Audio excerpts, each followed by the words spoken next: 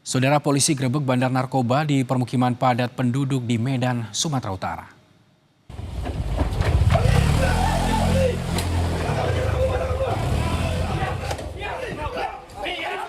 Penyidik mengejar bandar narkoba hingga masuk ke kawasan permukiman warga. Pelaku yang sudah menjadi target operasi polisi sempat berusaha kabur tetapi upayanya gagal. Selain menangkap bandar, polisi juga menahan sejumlah pengguna narkoba yang hendak bertransaksi di lokasi penggerebekan ini. Dalam penangkapan ini, saudara, sejumlah paket sabu yang siap diedarkan berhasil disita. Polisi akan terus mengembangkan pengungkapan narkoba yang meresahkan warga.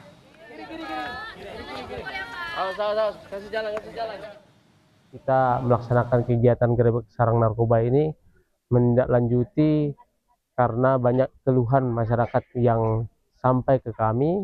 Di Gang Nasional ini beberapa kali sudah dilaksanakan penggerebekan tetapi masih terus terjadi. Mengamankan satu bandar yang sudah cukup lama menjadi TO kita, dan dari bandar ini kita mengamankan beberapa barang bukti antara lain sabu, timbangan, bong, dan juga perangkat-perangkat yang digunakan untuk menggunakan narkoba jenis sabu.